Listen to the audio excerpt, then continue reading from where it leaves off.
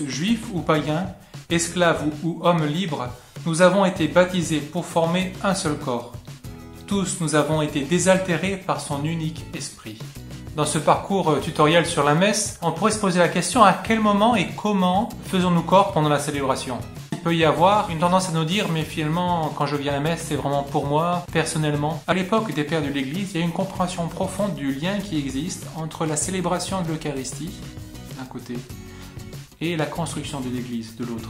Dans le sens que l'Eucharistie, considérée comme corps mystique du Christ, la source du salut, est le moyen pour construire la communauté, qui devient alors le lieu d'habitation de la grâce de Pâques, le lieu où se déploie l'effet de la mort et de la résurrection du Christ, et qui devient le corps ecclésial du Christ, comme le dit saint Paul, donc conduit par l'Esprit Saint. Alors, pendant la célébration, à quel moment se déploie l'expression du corps ecclésial du Christ ? Eh bien, à tout moment. Voilà, merci, et à la semaine prochaine. Yatsek, c'est quoi le prochain tuto déjà ? Non, je blague. C'est vrai que c'est à tout moment, mais nous allons voir à présent concrètement à quel moment. Le premier moment où s'exprime le corps du Christ, le corps ecclésial, c'est dès le chant d'entrée. Liturgiquement, le chant d'entrée a 3 vocations. La première vocation, c'est d'accompagner la procession d'entrée, où les prêtres, les diacres, les savants quittent la sacristie pour rejoindre le chœur.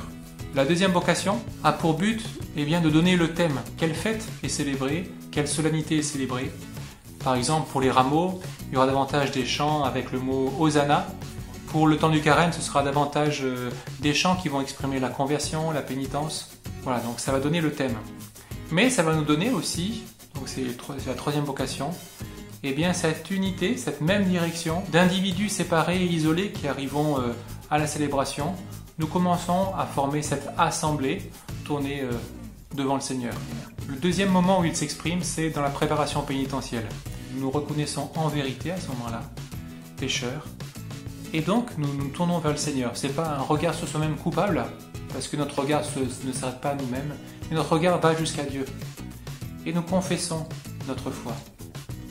Nous confessons nos péchés parce que nous confessons notre foi. Nous savons que nous pouvons compter sur la grâce du Seigneur, sur sa miséricorde. Alors pourquoi la prière pénitentielle est-elle le lieu où s'exprime le corps ecclésial ? C'est que notre péché a toujours un impact sur nos relations, et donc bien souvent sur le corps social. Le prêtre ne dit pas que Dieu Tout-Puissant vous fasse miséricorde, mais il dit que Dieu Tout-Puissant nous fasse miséricorde. Nous sommes ce corps, tous, en vérité pécheurs, et qui demandons la grâce du Seigneur, sa miséricorde, pour notre assemblée et pour chacun de nous. Le troisième moment où s'exprime le corps ecclésial pendant la messe, c'est lorsque nous écoutons la parole de Dieu. Nous sommes éduqués ensemble à la parole de Dieu. Et derrière cette parole de Dieu, c'est aussi tout le déploiement de l'année liturgique. Ensemble, nous vivons les différentes étapes de la vie de Jésus pendant cette année. Et sa vie, au fur et à mesure des cycles, nous permet d'approfondir notre relation à lui, nous permet d'approfondir notre compréhension, notre connaissance intérieure de qui était Jésus et de ce qu'il veut faire pour nos vies. Quatrième moment où nous formons ce corps ecclésial, c'est au moment de la prière universelle. Ce moment où nous présentons toutes nos intentions au Seigneur, nous prions pour notre monde, nous prions pour notre pays, nous prions pour notre ville, nous prions pour notre assemblée, pour notre communauté. Un cinquième moment, c'est quand nous communions. Dans le tuto sur les différentes parties de la messe, nous avions évoqué déjà qu'il y a 3 rites de communion. Donc je vous le rappelle, il y a cette prière du Notre Père.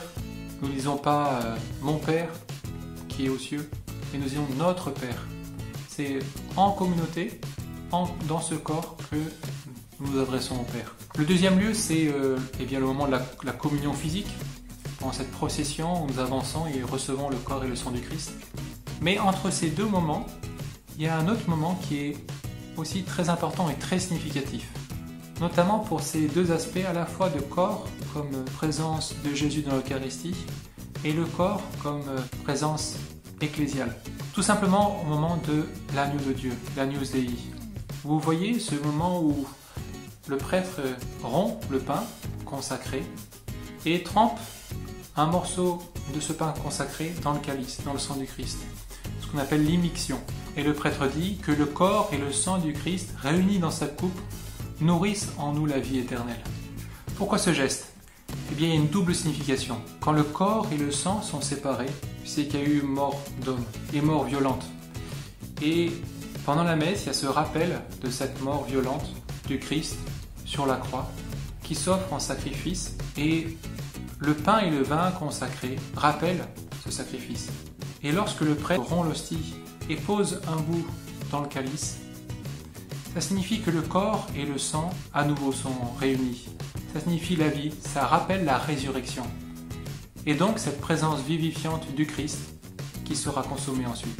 La deuxième signification, c'est dans les premiers siècles, on suppose qu'il s'agissait primitivement qu'un morceau du pain qui avait été consacré lors de la messe du pape était porté aux prêtres du diocèse de Rome qui, en raison de leur service auprès des fidèles, ne pouvaient pas assister à la messe papale.